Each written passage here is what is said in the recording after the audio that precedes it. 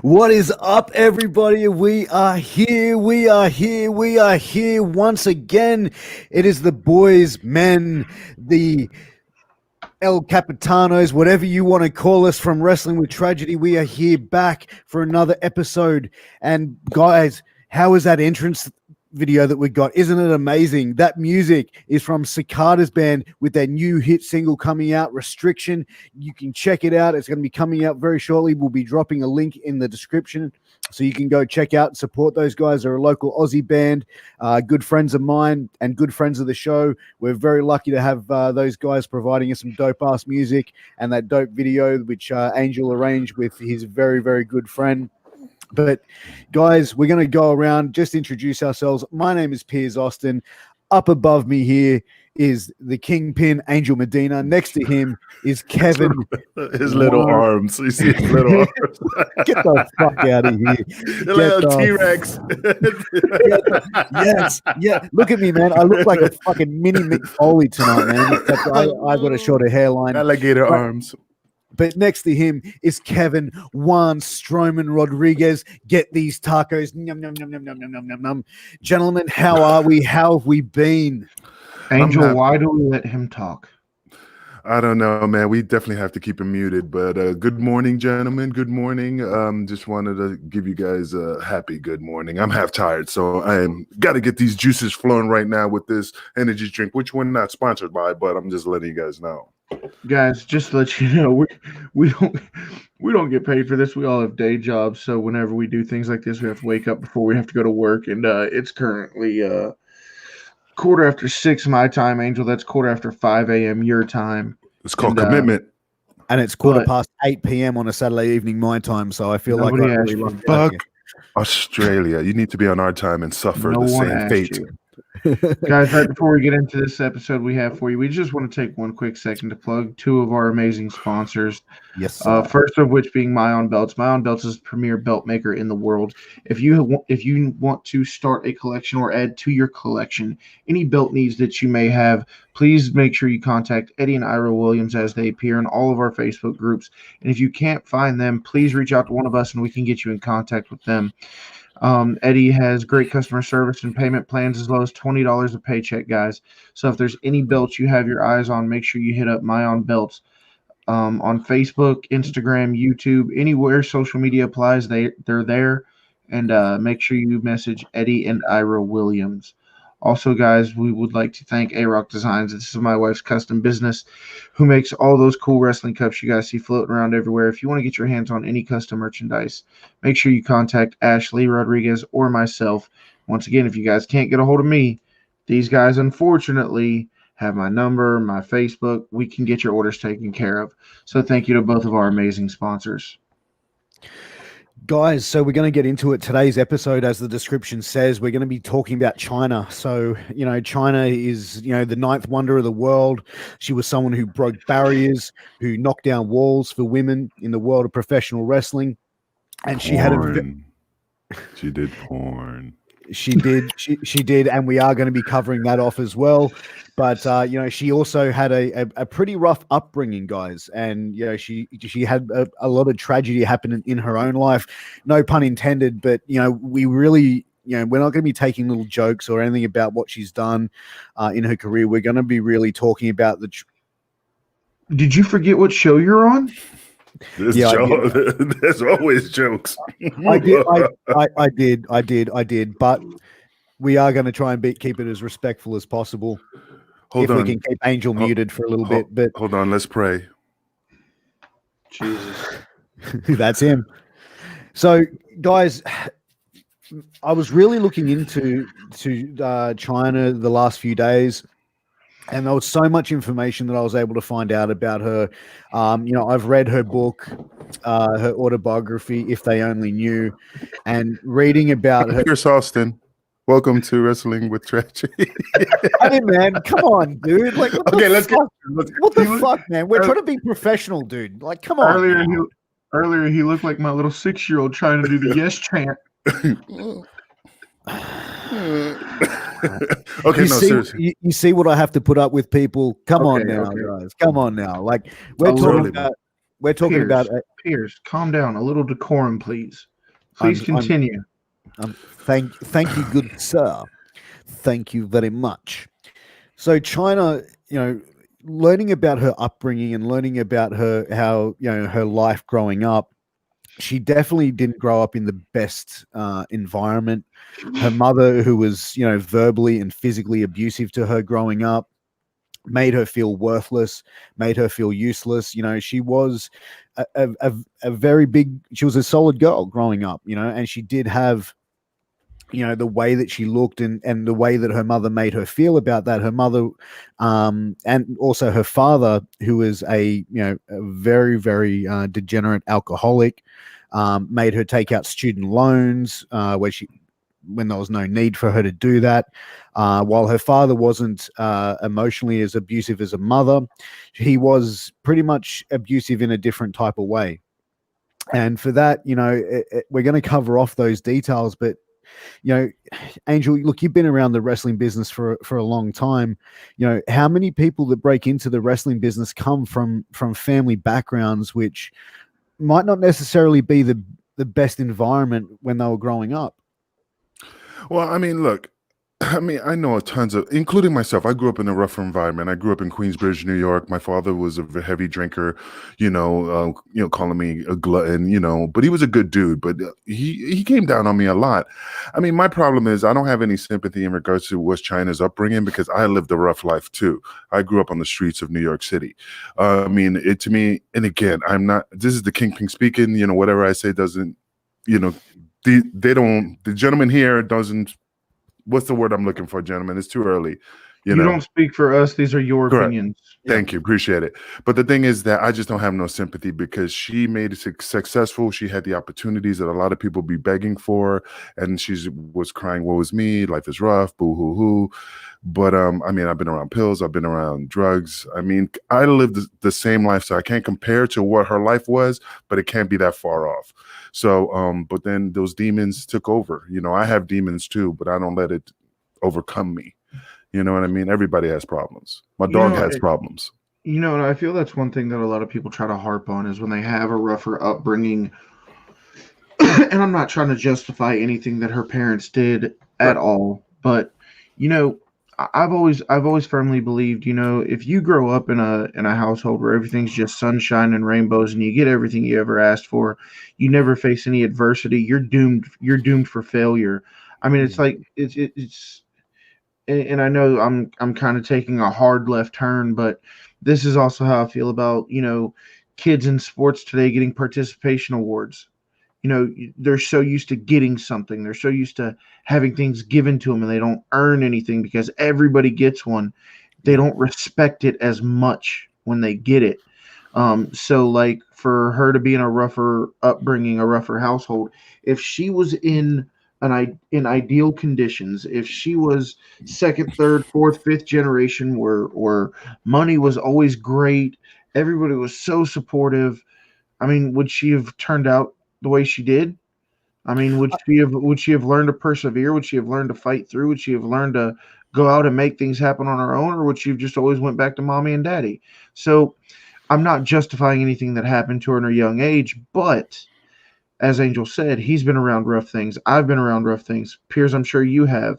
Yeah. For those of you who don't know, I served in the military, but before I went to the military, there are 14 members of my family in prison for drug-related things, for violence, for stuff like that. And there are 12 of my family members in the military. So it's like, which path was I going to take? We've all grown up around this kind of stuff. And once again, I can't stress this enough, not justifying any of it. I'm just saying, due to those hard times, it helps mold you into the person that you are and being mentally and physically tough and resilient and keep pushing through. So I understand we want to feel bad, but at some point you got to be thankful for that kind of stuff as well. And not to piggyback off of Kevin, but the thing is, he's right. My family, you should have seen the family reunions. Half for cops, half for criminals. I mean, it was Angel's both. And I'm both. But that's the thing. I mean, like I said, I had a path. I had a path. I could have went to the drug side, the drug side, or the law enforcement side. But the thing is that I chose the right path. I persevered my demons, and broke the barriers of my family to not choose the wrong side. And God bless them. If they wanted to be the biggest next Scarface or, the Pablo Escobars, God bless them, man, but I just didn't want to live that lifestyle. I could have fell into that. Yeah. But again, I'm not trying to fall off track. I'm just saying that I feel sorry for her, but I can't give her 100% pity. Everybody always gives, oh man, poor, she had demons. You know what I mean? It's just, come on, man, I think you made it. I think you both hit the nail on the head there. And I grew up in an area. Both my parents are great. However, I grew up in an area which is a pretty tough area, and a lot of guys that I knew growing up, they're either dead or in jail. And like I said, I could have gone down either one of those paths, but I decided to, not to. I tried to grow up at a very young age. I did some silly things. We all do, but it made me who the man I am today. In Chyna's case, though, as well, half a man. She's such a dick. In Chyna's case as well, she did suffer from demons, as you mentioned, Angel. She did have some mental health issues as well, and that's something that I don't want to discredit because, people with mental health, they struggle with these things on a day-to-day basis, and. But why is she struggling? That's the key thing, man. It reminds me of that. Hold on one sec. Sorry to interrupt, Kevin. But you mentioned, Kevin, if she was a second or third generation wrestler. If she was a second or third generation wrestler, she's still going to have those mental health issues. You know what I mean? It would have been the exact same path. Maybe it would have happened earlier because she had such a lot of money at her disposal. You can't say that. You cannot say that. Ric Flair, as an example. But they're two different people. I understand second, third generation have gone down that path. But when you take somebody from one lifestyle, you pluck them out of it, you put them into where does mental health come from? Yes, some of it is hereditary. You were born with some of it, but some of it develops over time through your struggles, through the things you go through. If she would have been put into a different lifestyle and given a whole different set of circumstances, who knows if that happens or not. But I was going to say something and you cut me off and I forgot what it was. Oh, you bring up mental health. In Angel, you had said something. Angel, what did you just say? I don't know, because Piers interrupted. I mean, we were on a flow. You said something along the lines of why did she have those why did she have those demons and deal with that kind of stuff or something like that. But Oh, I was saying, what demons does she have? She's making all this money. She's living a good lifestyle. She made it to the top of your craft, and the only thing that's what I was saying, that she was just crying when she had everything. I wouldn't say she had everything. And Piers, if you cut me off again, I'm going to cut your feed. But anyway, it'd be shorter. I digress. Her dealing with these mental illnesses, and I think the reason it took such a toll on her, and Angel, you know this just as well as I do, when you're in a job like law enforcement, like when I was in the military, or I can't speak for pro wrestling, but Angel, you can. You want to be perceived as this tough guy, tough person. You can handle anything that comes your way. You don't want to let people know you're struggling. You don't want to let people know that there's things going on. You want to try to handle it yourself. You want to try to tackle these things yourself. And giving my history with mental illness and my friends who've had mental illness, the sooner you start talking about it and you let people in, the lot easier it is for you to cope with it. And that's a message for anybody watching. If you're going through something, if anything is weighing on your mind, I get it. I was that guy who wanted to hold things in. Don't be afraid to ask for help. Reach out to somebody close to you. Reach out to somebody you trust. And like Piers the other day, he had something going on. He called me and he's like, Kevin, I just need to scream at somebody. It's not about you, but I got to get it off my chest. He called me and he screamed at me for things I didn't even do. Don't be afraid to ask for help, guys. The funny thing is this, man. I mean, and again, when did this all start? I mean, from my point of view, everything was gravy when she was in WWE, but once she got booted, that's when it went downhill. I mean, my assumption from standing on the outside looking in, it was just it was the Stephanie, and that's just my opinion. The way I'm seeing it is that she was in love probably with Triple H, and shit went south. And once she got let go, she couldn't deal with it. I think another part of it, Angel, is being in the WWE, having that revenue coming in, having that paycheck coming in. She's used to this level of this level of living. She's used to this kind of lifestyle. But then you cut that revenue off and you have to come down to this level of lifestyle. She wanted to stay up here, but she didn't have the financial means to support it, where she made up for that in other fields, which I'm sure we'll get into later. But Piers, you have the most notes on this. Please navigate this discussion, and But Angel I think, will chime in on the way. Well, real quick, but see, I think during when she passed away in 2016, during that time frame, there was there was TNA, right, during that time, but there was nothing else. It was Japan, TNA, ROH. I mean, if you look at it from a point of view to her, from here, it was a declining. Once you get here, there's nothing else but here. You're going down. And I'm not saying those two companies. Nowadays, you have AEW, you have NXT. I understand that's still under the umbrella of WWE. You have Ring of Honor, Impact, all this other good stuff. But back then, you're absolutely right. To stay stateside and even come close to that money, depending on what your contract was, you had TNA, and that was about it. ROH wasn't signing those contracts. CZW wasn't signing those contracts. You weren't making that money on the indies. It's just now come to where indie wrestlers are buying $100,000 houses. And and I can understand from the level from here to here, because when I was a cop, somebody was like, "Hey, you look familiar," and I'm like, "Oh, yeah." And he goes, "Hey, were you wrestling?" And I said, "Yeah." And I'm in a uniform. I had the badge, I had the gun, making good money. And he looked at me with like this, like, what happened? Like he was sorry for you. Like I was homeless. Yeah. And I'm like, and I looked at him, I said, "What do you mean what happened?" He goes, "Oh man, but you were here, man, and I said, "Dude, I'm not homeless, I'm not poor." But that's the thing. It's just people, when you're here and you get free clothes, free banners, free everything, the dinners, and you live that lifestyle, and then people go, give you that. It's literally a culture shock. It is. And people expect you to, like, oh wow, you were up here, and now you're like a regular Joe having a regular job. You could have went and became the CEO of a multi-billion-dollar company. They want you to be making 20 times more than you made as a They want you to be jet flying, limousine riding. They want you to be like, with the having a hard time holding these alligators down, huh? Damn and right. You know what, Kevin? Sorry, Angel. You mentioned the breakup with her and Triple H, Paul Levesque. Chyna's sister Kathy actually went on record, and she stated they wouldn't have lasted anyway, whether it's Stephanie had come along or not.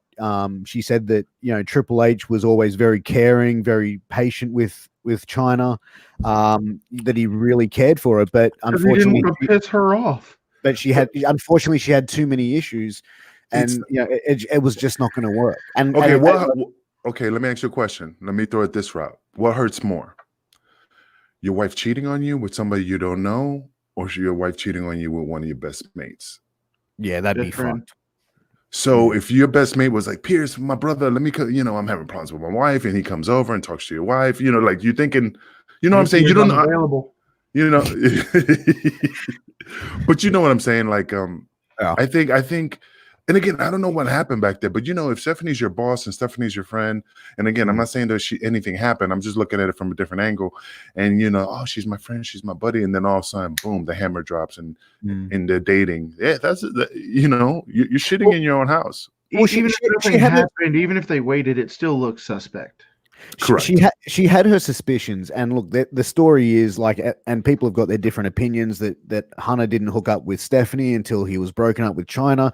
Look, at the end of the day, the only people that are really going to know that is Triple H and Stephanie that are still alive. Well, let me give you some advice. Or anyone that saw the factual. Let me give you some simple advice. You don't shit where you eat. You don't date the talent. You don't go into that gene pool, because the fact is that's when your pride gets hurt. Because if we're all in the same company and I'm dating one girl and she jumps to Piers or Kevin, I'm gonna get mad, and I got to see that bitch every day. You know what I mean? No, I don't do that. Never done that. We still see that in wrestling today. I mean, Don't do it. Look at Penelope Ford. She was dating Joey Janela. She's now engaged to Kip Sabian. All three people are in AEW. They have to see each other every single day. And you know what I will whisper in his ear? How's my dick taste? And probably the most notable, we had the Edge, Lita, and Matt Hardy thing going on. And look how hard that was on, you know, especially working a program.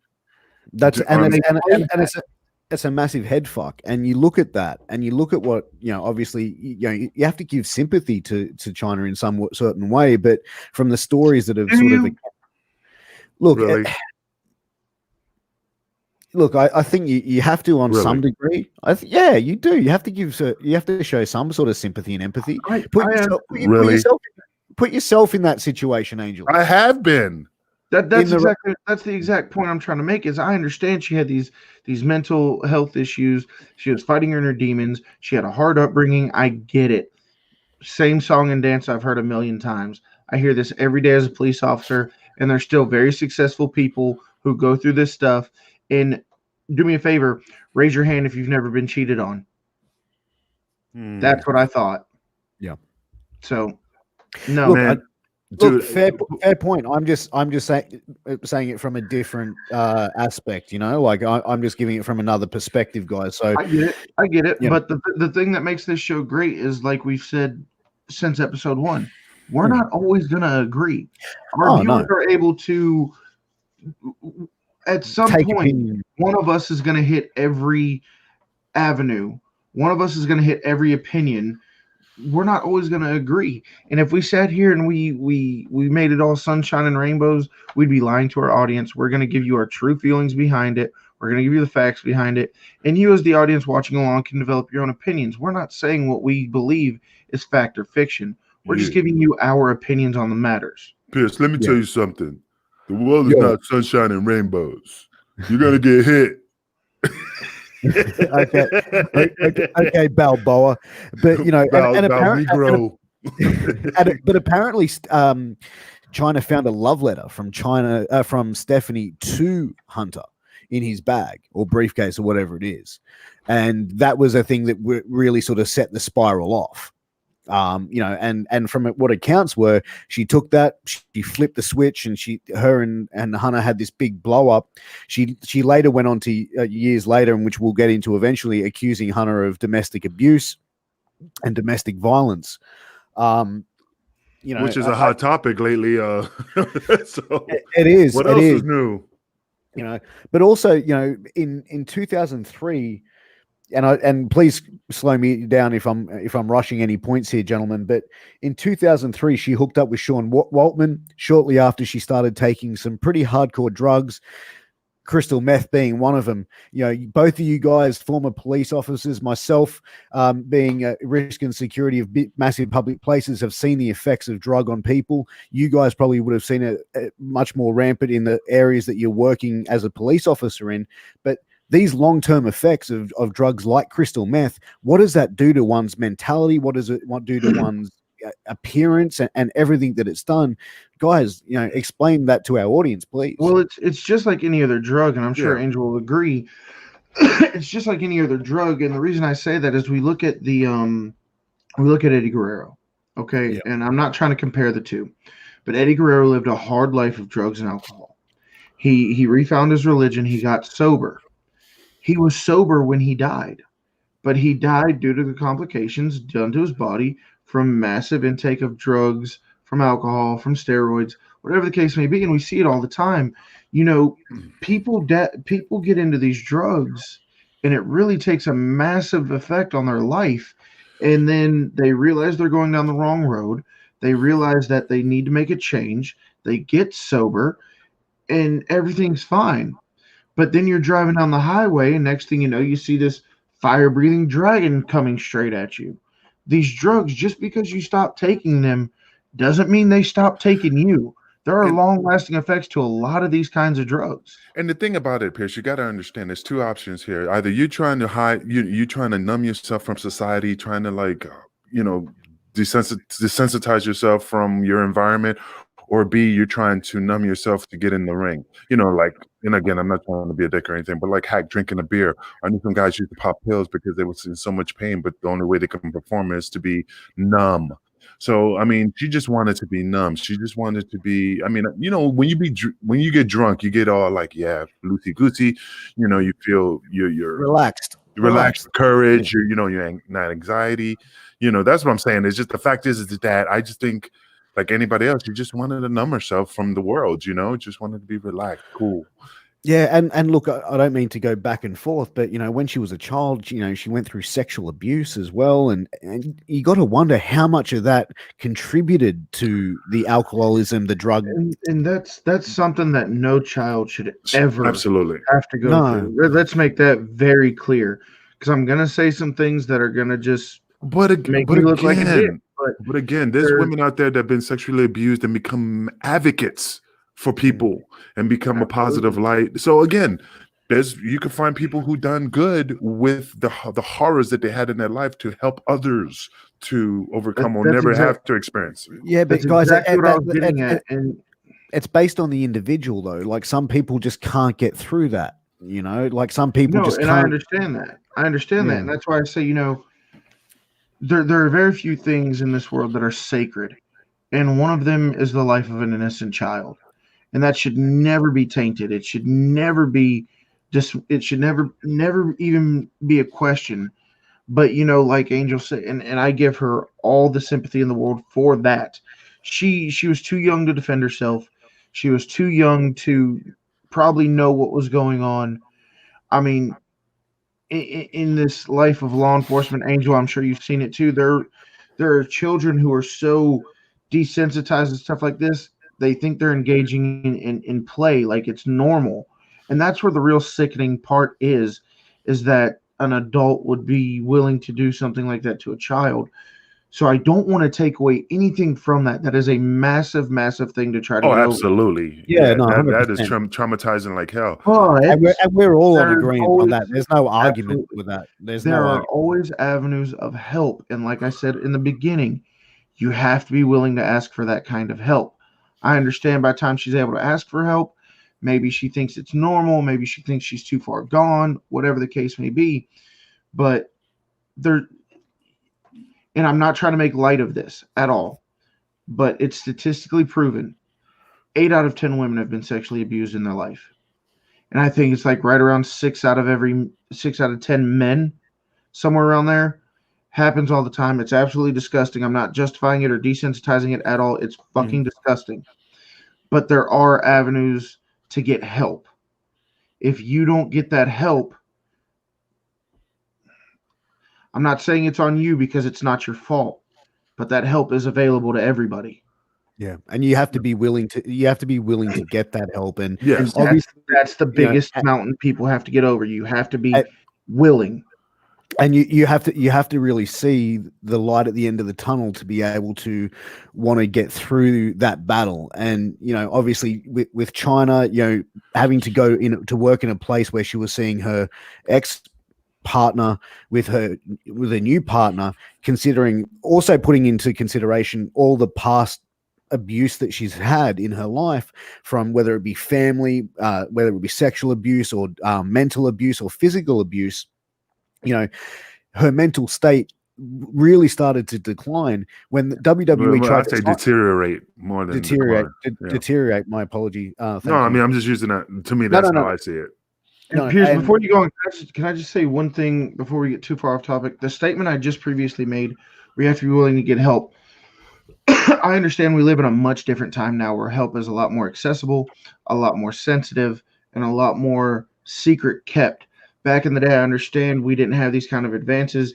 You go to somebody in confidence trying to get help, and you don't know if it's going to stay secret or not. You don't want that out there. But also, Angel, I see this all the time, and I'm sure you did as well. When you have a victim, let's just say a female victim, and she has her innocence taken, it's typically man on female. That's normally what we see. When a female has their innocence taken from a man and they feel at the lowest they've ever felt, and then they're like, hey, let's go get help. Let's go, let's go take the steps we need to take. when you go and you get this help, if the person you're going to is a man, you've already developed this sense of non-trust for a man. Yeah. Thankfully, now we have these advances to where women can talk to other women and feel safer. I understand back in the day it wasn't always that way. And one of the biggest things when something like this happens is getting a rape kit done. You've just went through such a traumatic event. In order to have that done mentally, you have to relive all of that. So I understand why people don't get help, but the help is out there. Yeah, and you said it spot on. And as I was saying before, Kevin made that really good point. Obviously, as Angel was saying, and as we were saying, her health just started to deteriorate, or mental health started to deteriorate, where she was even saying to WWE, "You want to re-sign me? $1 million per year, baby." And at the time, that was like rock money, that was like stone cold money, and WWE were like, "Nah, pass on that." And then once she left, that's when she really, really started to spiral downhill. That's when she obviously, and I'm not blaming Sean Waltman, because Sean Waltman has gone on to say he wasn't in the best mind space to try and care for her and try and give her the attention that she needed. And he feels like he partly contributed, but obviously, he didn't put a gun to her head. He didn't make her do it. But yeah, and the last thing I want is this to turn into an episode where we just bash or focus on the negative. China did a lot of amazing things for pro wrestling. Like you said, she was the 9th wonder of the world. She really broke down a lot of walls for female wrestlers, whether you agree with them or whether you don't. I'm just saying facts. She was the first female to hold the Intercontinental Championship. Yeah. She was in the Men's Royal Rumble. She really led the charge with these intergender matches that we see today. Oh, absolutely, man. She was wrestling the men back before this was even a thing, and I have a very strong opinion on intergender matches, but that's not what we're talking about right now. But just to go through the hard time she did, to have the mental illness she did, you're going to do that every time, aren't you? Hard times. Hard times. to go through everything she did, to have the mental illness, to have everything she had going on, the drugs, the alcohol, all of that stuff, and still have the wherewithal about her to break down the walls she did and make the impact she did on pro wrestling. And regardless of how you feel about her, you cannot deny that woman's accomplishments. And absolutely, you can't take away, all the stuff that she accomplished. I mean, like I said, there's a list of things she has done, and she was great. She looked great. She was physically, massive, awesome. It's just that without China, do we have a Tessa Blanchard world champion today? Nope. Without China, did we have Sexy Star winning the Lucha Underground Championship? Nope. But yeah, I mean, she was on the front. She started it all. She was the one. I commend her for all the things she has done. It's just that I think it was just pulled from under her very quick, and she wasn't expecting to be treated that way and out the door. Because who are you going to take? If I was the owner of a company, I'm going to take my daughter's side or my son's side before I take Pierce's or Kevin's side. And I think that's. Let me ask you this, Angel, as somebody who is in the business. And I've seen this a lot in the military. When you take somebody who had a rougher upbringing, somebody who wasn't used to making a lot of money, and then they get on this platform where they are making a decent, consistent paycheck, that's got to be a shock in itself. And the reason I say, when I was in the military, we got a lot of people who, couldn't find other jobs. So they went to the military as a last resort. And now they have that constant, steady paycheck coming in.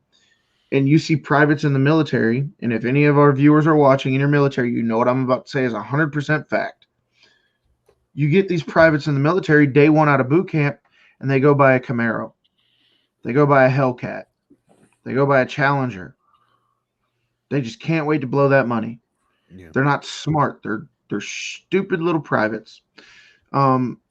Did you experience that with a lot of wrestlers, when they break into the business and they finally get that steady paycheck, and then they start doing all this crazy stuff with it? Oh, but way before that, I mean, even Johnny Rods told me the same thing. Like guys who, like Hercules Hernandez and all these guys buying Cadillacs every damn time and all this ring and coke, thinking the money was always going to be there. And then at the end of their career, they're living in the back of a gym in Florida.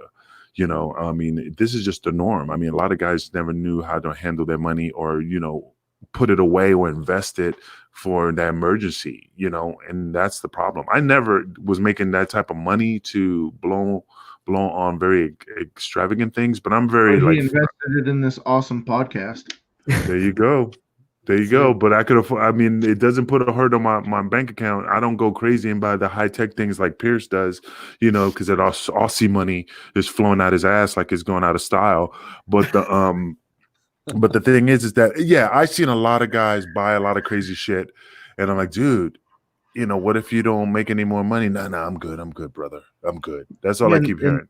That's just one of the things I really wanted to focus on, because Piers, you brought up how rough her upbringing was, and we've already said our opinions on that. I don't want to beat a dead horse, but when you come from that lifestyle and you find yourself making X amount of dollars a year, every paycheck, every 2 weeks, every month, whatever the case may be, a lot of people from that kind of lifestyle don't know how to handle it.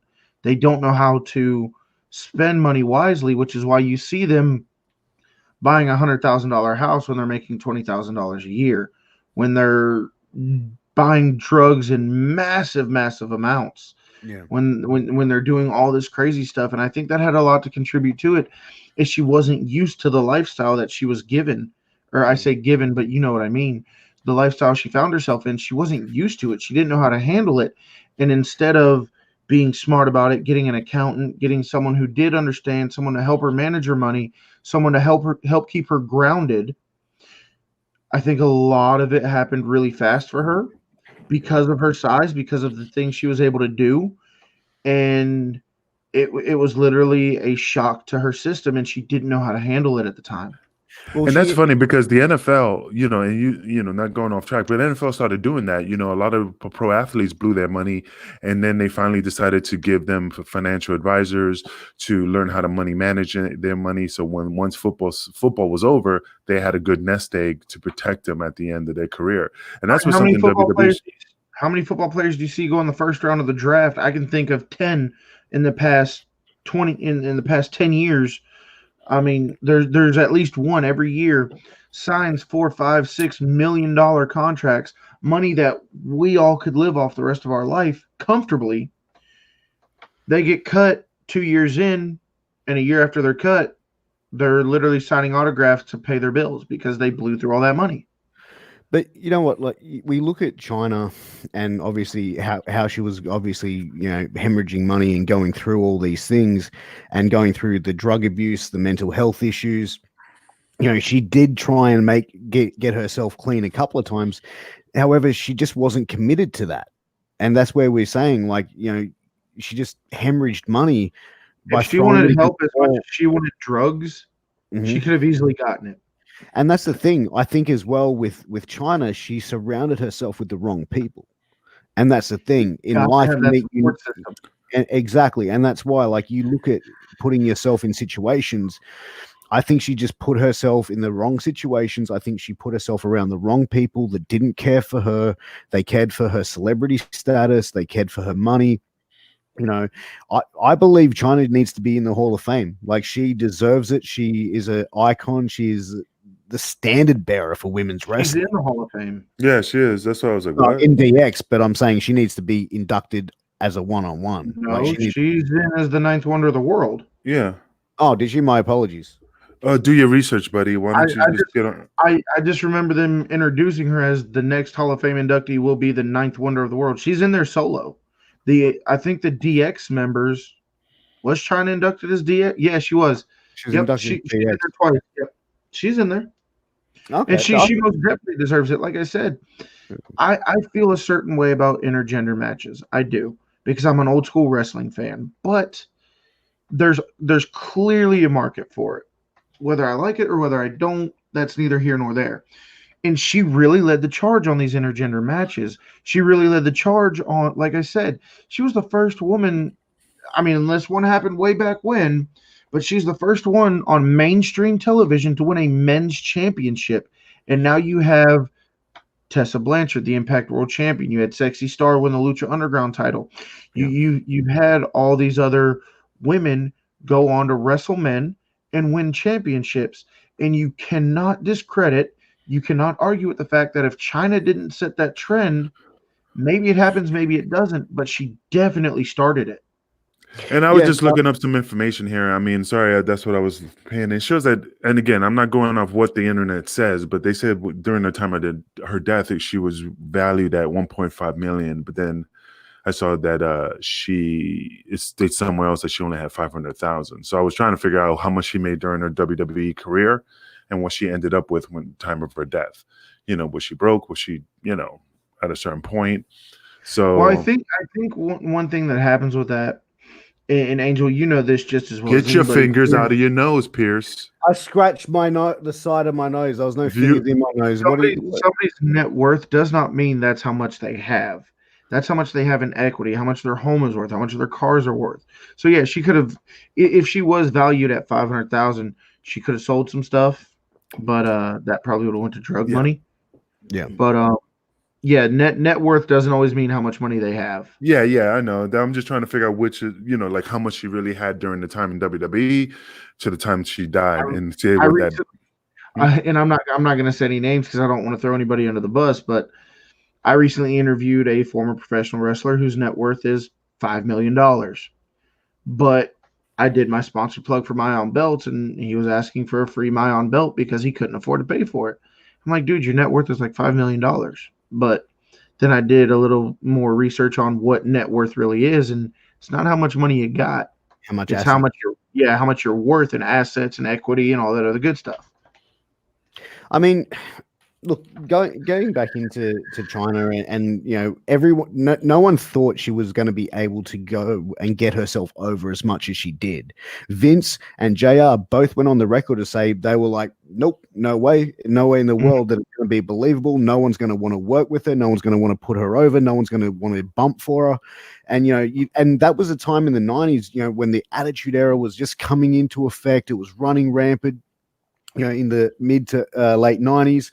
And then, you look at guys like Mark Henry being eliminated from the Royal Rumble by her. Jeff Jarrett was eliminated by Beth Phoenix.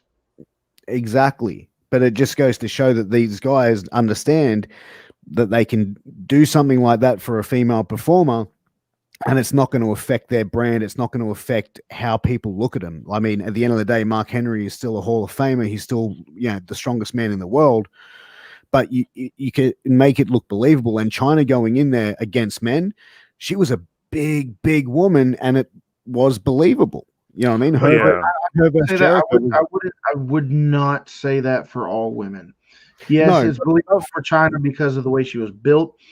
It's believable to a certain extent with Beth Phoenix because Beth Phoenix has always been a powerhouse of a woman. But like I said, I have my own feelings on intergender wrestling. I don't believe for 1 second, not even a single thread of me believes that Tessa Blanchard should have pinned Brian Cage clean for the #1 contendership. It all depends on who the female is. I think Chyna was believable for what she did. I think some things about Beth Phoenix can be believed. I believe like Nicole Bass, Becca Swanson, these are like massive powerhouse power lifters and just beasts. If Awesome Kong were to challenge, a Kofi Kingston for the WWE title, I could believe that. She's a bigger, stronger female. However, you put Awesome Kong in there with Brock Lesnar, not going to believe it for a second. Yeah, Bailey versus Brock Lesnar. The matching has to be right. And that's the thing. Chyna was believable. Chyna would be able to get in there and look at someone like a Jeff Jarrett eye to eye and be similar type of build, similar type. Probably she was a little bit bigger than Jericho back then as well, and she was probably a little maybe on par with Jeff Jarrett, maybe a little bit bigger, give or take a few pounds. But in 2005, did you guys know that she had a domestic abuse altercation when she was with Sean Waltman, where she beat the shit out of him in front of his kid? Yeah. Mm-hmm. Imagine being that dude. It's like, please stop hitting me, baby. Fuck, the kids are, you know what I mean? Like, as a man, how would you feel about that? Like, a woman beating the shit out of you. Man, I would have went in the shower with my rosaries like, ¿por qué? How humiliating would that be for you as a man to be beat down? I would have just turned. I would turn in my man's card. I would have done intergender matches in Australia. Just like I would have been the oh my god, Bruce Jenner. Fuck it. Look, domestic violence is a whole nother topic. Yeah.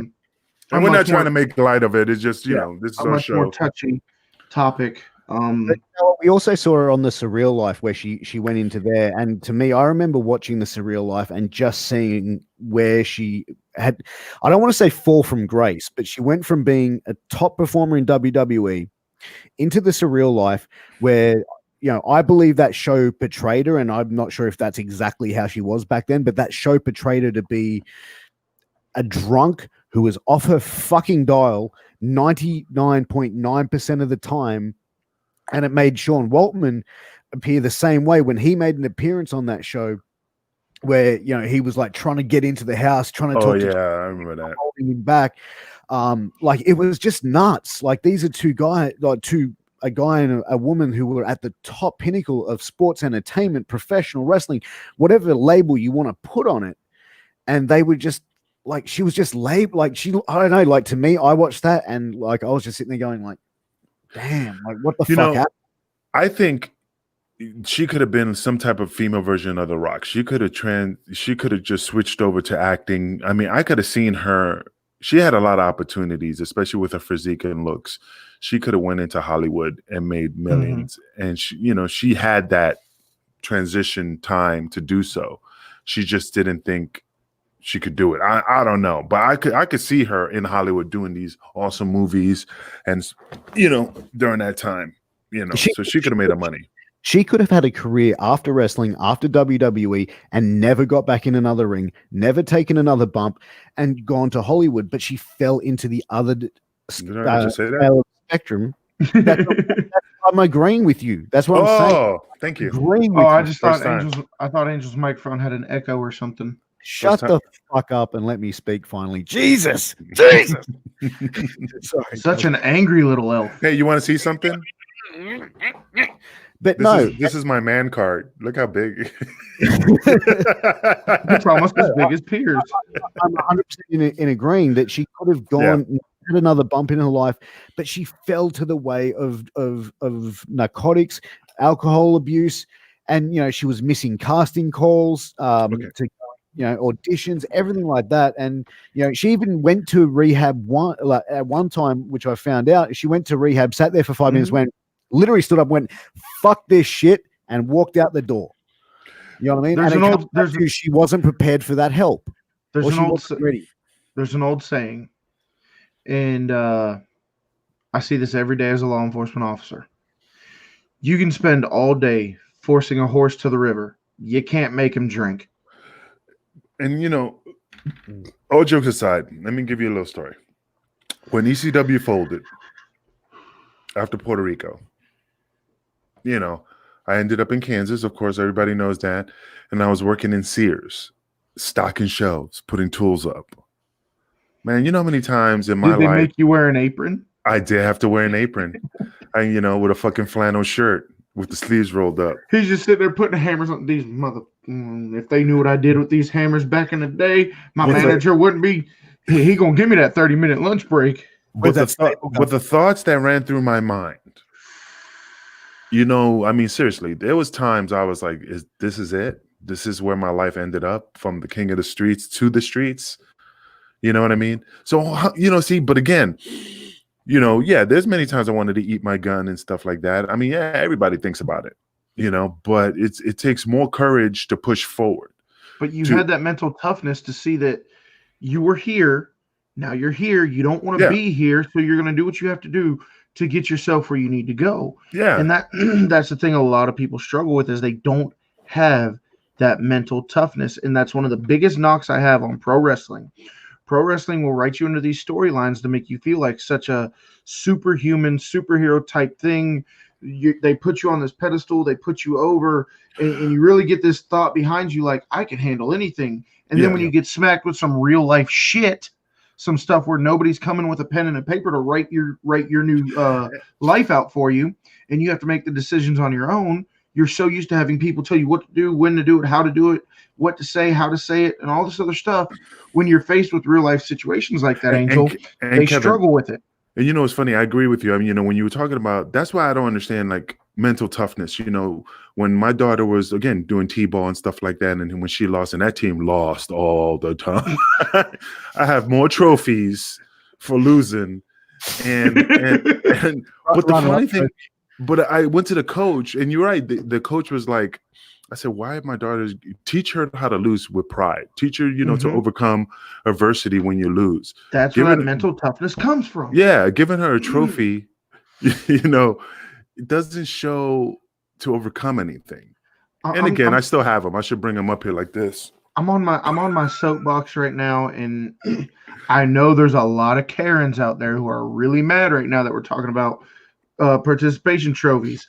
Untighten your butt. It'll be okay. But you mean to tell me I coached rec football for 2 years, and I had this one kid, his name was Preston, showed up every day, ran every drill, made every tackle, worked every play, worked both sides of the ball. He played fullback and he was a linebacker. Kid could hit, and he had work ethic. Mm-hmm. You mean to tell me that kid deserves the same exact trophy, the same exact reward as this kid named Alex that played on the team, who showed up maybe twice a year, played maybe one game, didn't want to do anything when he was there. He cried and didn't want to. Oh, well, that's the coach's job, is to teach him. Well, like I said, you can force that horse to the river. You can't make him drink. Preston deserved more, and the rec department made me give participation awards. I said, the assistant coach can do it. I'm not doing it. I took my own money. I bought my MVP a trophy, my offensive player, my defensive player of the year trophy, because I wanted them to know their hard work did not go unnoticed. Yeah. And look, anyway, let's getting back to the point with China. Yeah, I apologize. No, it's fine. Okay. So she, at one point, her manager advised that he got a phone call from her, which sounded a bit concerning. He went to the apartment and found her covered in blood. She had deep cuts in her forearm, but she survived that attempt. Clearly she's had mental illness, and we've already covered that. She was put on medication. The medication she was put on started to make her hallucinate, where she would actually call this manager and say, hey, the LAPD and this was while she was living in Japan, the LAPD are outside my apartment with my ex-boyfriend trying to get me. And he would have to say, China, we are in Japan. We are not in the United States. We are not in LA. And even then, while she was living in Japan, there had to be 12 police cars to come and attend to restrain a knife-wielding China. So you can imagine, in Japan, they're not the biggest, people in the world. They're almost like not all Aussies are short like me. But, they had to go there and restrain her, take her to Tokyo Metropolitan Hospital, to a hospital which specializes in mental health issues, in order to try and get her that help that she needed. There's another story where she was found, belligerently drunk, attempted to harm herself again. When they tried to do a mental psych evaluation, she was too drunk, they couldn't do it. It's funny. I could see her in Japan when all the Japanese are like, Godzilla. They go 911. Banzai. I'd love to have that 911 dispatch tape. Oh, dude, that would be insane. But yeah, But looking at in a 2015 interview, China, as I mentioned earlier, she accused Triple H of domestic abuse and domestic violence, where she questioned him about the Stephanie McMahon incident, and they said there was a little bit of back and forth. He tried to grab her hand, she tried to grab his hand, then he popped her one. How true that is, and she even went back. I think it was a year later. About a year later, she went up to him at Rowdy Roddy Piper's funeral, and apparently there was an altercation there. She later made claim that she went up to Triple H to apologize about the accusations and the things that she said about him. Again, guys, you guys, Angel, you're a former police officer. Kevin, you're a current police officer. When it comes down to allegation of, whether it be assault, whether it be sexual abuse, how do you guys really get down to the fine nitty gritty of it to find out what the truth is in that situation? It's called investigation. Save me for last. It's just called investigation. It's called I mean, like that. You just said the word. You just said that allegation. I mean, we have to look into the matter before we start hooking and booking or pointing fingers. That's the sad thing about today's time, where people make these allegations and all of a sudden, regardless if it's true or not, or if it's not, they still start firing motherfuckers left and right and not doing their due diligence to look into the matter to make sure that these allegations are right, or anything. But again, it's just it's sad, but again, that's just my soapbox. I just don't want to veer off that. Let Kevin chime in. He's good at this shit. This really hits home for me, guys, because I see it every day. I see good parents, both women and men, being taken away from their children, being taken to jail, and paying ridiculous fines and whatever the case may be because of false allegations. It really ruins somebody's life. Because, Angel, you know as well as I do, and Piers, I'm sure you do too, the word allegation means that you are accused. You're not proven. You're just accused. But here's the thing. Once accused, always suspected. Point blank in the story. Even if you come with a mountain of evidence that you had nothing to do with it, that it wasn't you, whatever the case may be, you're always looked at that way. I strongly believe there needs to be a severe penalty for wrong allegations because, like I said, I don't think any one of us on this screen agrees with domestic abuse. It's wrong. No, it should never happen, ever. If you can't get your point across with your words, then you're not an adult. Okay, that's what my child does. My child can't articulate his argument. He throws himself on the ground. He kicks, he screams, whatever the case may be. He's a child. But a few things you said here and a few things that are just facts. First of which, if it was true, why were the allegations not brought up when it happened? Now, I understand there's this thing called dependency. The victim develops a sense of dependency on their on the aggressor. I get it. Once the relationship is done and you no longer have to depend on them, that's also an understandable time to make the allegation because now you don't have to depend on that person, whether it be for money, whether it be for support, whatever the case may be. You see it a lot of times with women who are stay-at-home mothers and they're abused by their husbands because the husband goes out and makes the money to pay the bills, to buy the food, to take care of the kids. Oh, well, if I report him and he's gone, what am I going to do? That's a sense of dependency. But let's be honest, Chyna wasn't poor, okay? She didn't have that sense of dependency. And then when the relationship ended, she didn't have that sense of dependency either. So for you to make this allegation so long after, and this is where it gets into really, really hard situation to prove for guys like me and Angel who do this for a living, the further you get away from the incident, the harder it is to prove, the harder it is for us to take you at your word. And then you go on record to apologize for the allegations and say, I'm sorry for saying what I said. Well, 9 times out of 10, I understand some people do it because they want it to go away. They want to bury the hatchet. They'd rather just let it go. But when you make these allegations and you retract them, the only thing you're doing in the eyes of the law is you're making yourself more and more discredible, less and less honest every single time. I do not believe for 1 second that he abused her. I don't. I understand that, drugs are huge in pro wrestling. Steroids are huge in pro wrestling. Alcohol is huge in pro wrestling. And there's a lot of things that cloud your judgment, make you do things that you normally wouldn't do. I'm not saying Triple H is the best guy in the world. I don't know him. I've never met him. I've never had a conversation with him in my life. But based on my training and experience, based on the cases that I have seen, based on everything that I know about domestic violence, when you wait so long to come forward and then you retract your statement when you didn't have a level of dependency, everything points to that was a lie. It was a shot. It was a dig at him because she was upset that he went with somebody so close to her and got with her right after.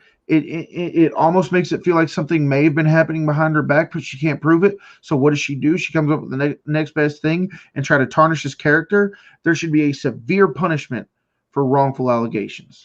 And you know, like I agree in regards to like relationships, and you know, like you've been married, you've been living with your ex or with your current spouse or whatever. But the thing is that when you're living with that individual and you're going through all this trauma, yeah, you don't say nothing. But as soon as you guys break up, then she starts chipping her teeth. That's understandable because now, like he says, you're not connected to that individual. There's 2 times that are reasonably expectable for you to come forward: when it happens and when you're no longer dependent out of that relationship. Fresh Angel, out of I the didn't mean gate. to cut you off. I No, apologize. No, you're But right. those are, as a police officer from the outside looking in, those are the 2 times we are most likely to believe you. And we're not calling you a liar. Anybody watching, I'm not saying that you are wrong if you do this. I'm not saying it didn't happen. I'm so sorry you had to go through something like that. But I'm telling you, if I can give you any advice, there are 2 times you are most credible, most believable. 1, it just happened. 2, you are out of that relationship and that person no longer poses a threat to you, so you feel comfortable in coming forward. And that's the thing. You don't wait 15, 10, 5 years after the fact and then say, yeah, this is what happens. Because all that evidence, those bruises, all those things are gone. Even if you took photos, you know, I mean, it's just like, but it still takes away the credibility of that case. You know, you waited too long, you know, like I said, all evidence is gone. All it is he says, she says. And let's say you don't have footage. And even if you have a witness, are they going to remember every detail from 15 years ago? No. Yeah. I'll go and tell you, let me just go and throw this out there. One of the most traumatic incidences that's happened in the last, 10, 15, or 20, 15 years, whatever the case may be. Think about 9/11. That was nationally broadcasted. It was one of the biggest traumatic events in American history. Every one of us watched it on TV. Do you remember everything you saw on the TV screen that day, or just the major parts? Do you remember what the color of the person's shirt? The first person you saw on TV running from the ash. Do you remember the color of their shirt? They're all covered in ash. That's my point exactly. You're not going to remember details from 15 years ago, even if it's a huge event like 9/11. How are you going to remember events like this? Think about it like this: when you're in court and you're sitting on that stand, what's the first thing that's sitting in front of you? Your police report. Your report to look. You've already read it before you touch the stand. Yeah. Because you don't remember everything and you want to make sure you hit those points because you don't want to veer off your report. So you look at your report to make sure, was he wearing a blue shirt? Those minor details are the difference between somebody who deserves to go to jail for a long time going to jail and walking free. But the thing is, she didn't go take the accusations against Triple H legally. She just said it on it. Doesn't matter. Doesn't matter. Defamation of character, man. Once you say it, people are going to believe it. That's why people sue for defamation of character. When she throw out these allegations, that taints their image. You know, that destroys who they are. So that's why they sue. And he no-sold it. Triple H. Good for him.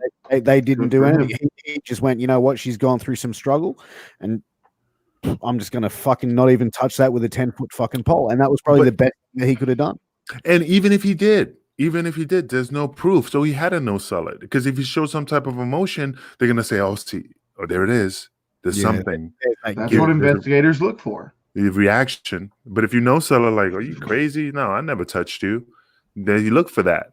But, allegation is very damaging, especially if it's false.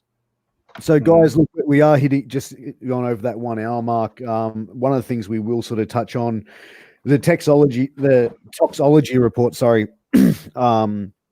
after Chyna had passed, found a mix of alcohol, diazepam, which is marked as Valium, noradipam, oxycodone.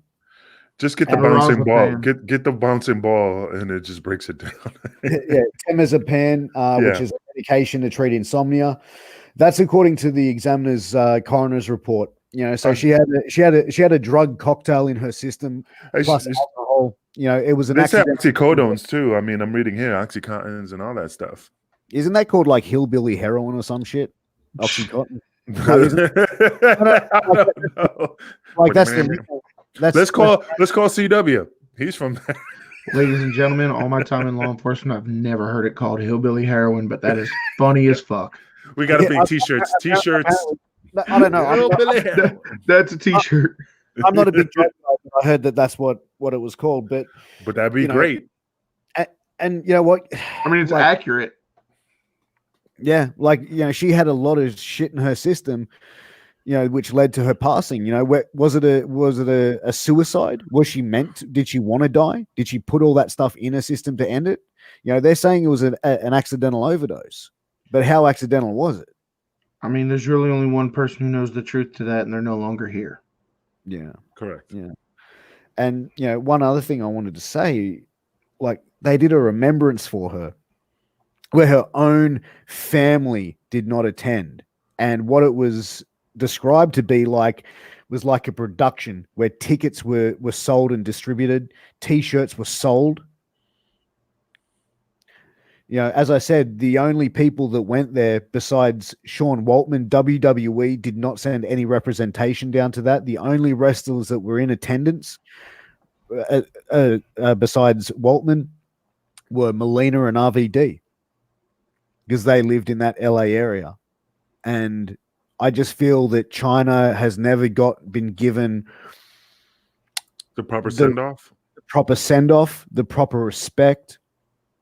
For many years, Chyna was a dirty word in WWE. And but you have to realize all the amazing things she did. I mean, there's a lot of like look at it like this, Piers. I mean, if I went and I cured cancer, and I came up with huge technological advances in medical science, I've contributed such amazing things to the world. But every time you seen me, all I did was just punch you in the face as hard as I possibly could. Every time I saw you, would you really come to my funeral? Probably not. Nope. And that's the thing, did she have this massive ego and people just didn't give a shit about her? But man, I would love to see you come to my funeral, Pierce. It'd be like a little boy looking over the counter in the candy store. Hey, Angel. Farewell, buddy. What the fuck's wrong with you guys today? Seriously. Because it's early, man. Up at 5 and 6 in the morning. What is it? Fucking shit on Pierce fucking day. Damn. Good morning, Vietnam. But yeah, guys, look, it's still her passing was a tragedy at 46 years of age. Guys, way too young to be taken from us, and she's definitely someone who had a hard life. We agree on some things, we don't agree on other things in relation to this. My final statement, then I'll head it back up to Kevin, and he can head it to Angel to wrap things up. I think Chyna, as I said before, she surrounded herself with the wrong people. She was someone that wanted to be loved, who looked for love, and thought she found it with people that weren't the right people, that didn't love her. And she didn't really get what she was looking for, and she surrounded herself with toxic people, and that didn't do her any favors. Kevin? I agree with a lot of what you said, Piers. My final statements on Chyna is I honestly believe she was a product of, one more time, Angel, hard times. Hard times. She was a product of hard times, a bad situation. She had a rough upbringing, and she found herself in the spotlight. She found herself doing things that no other woman had done before her. She found herself making a lot of good money. She found herself on a national platform. And when you mix all those things together, I don't think she knew how to handle it the best way. I think a person like Chyna in today's time would have been a lot better off, because it's more acceptable to ask for help. There's more help available. There's more resources at her disposal. So it's very tragic to see the things that happen to Chyna, and I know I'm going to make a lot of people mad, Chyna kind of did it to herself. I'm one of the guys who's on the firm side that addiction is a choice, not a disease. She chose that life. So she had every possibility to go on and do great things, and she chose, the pipe. And I'm not talking about the pipe she used in her storyline with Eddie Guerrero, which happened to be my favorite Chyna storyline. I'm talking about the other pipe. With that said, Angel. Put it this way, all jokes aside, this was a serious topic in regards to dependency, in regards of suicide. Definitely put down the number for other people out there to definitely look for help if they do need help. I mean, she was an awesome wrestler. I mean, she blew up the industry. And I wish somebody was there to help her out, to guide her in the right path. I mean, like I said, I've seen a lot of my friends OD, die, a lot of suicides. It hurts, because I miss those guys, and I wish they would have reached out to me if they did need help. But since we're men and we're tough and we can't show any weakness, they didn't want to reach out to nobody. And I wish they did. And I'm the same way. I mean, I hope I will be able to reach out to Piers and Kevin. I hold you guys dear friends, but it's just that I'm a man, but it takes a man to get to speak up. It shows a sign of weakness where you can't rely on your friends for help. And I just wanted to say, regardless of all the jokes I say, Piers, I do love you guys, and if you ever need anything, I'm there for you. And out there in the fans out there, if you ever need anything, don't hesitate to reach out to the Kingpin. I'll definitely give you help, because that's what we're here for, to help people, to educate people. And we throw a little jokes in there just to make it a little lively, not a sad moment to make everybody sad. But that's all I have to say. This is a good topic. This is something that definitely needs to be addressed. And I mean, hopefully this is not, I don't want to say this is the last time. I don't want it to be the topic of our shows, but it's definitely something that deserves more of a spotlight. Yeah. It's something that we definitely will touch on again. Maybe not Chyna, but definitely similar cases with more opinions and more facts. So this definitely won't be the last time that we touch on something like this. And like Angel said, I have a lot of strong opinions. And I make a lot of jokes during these episodes, but we have to break up the monotony. If we sit here and we talk about all the depressing stuff, it's going to be a very sad show. We have to entertain you guys.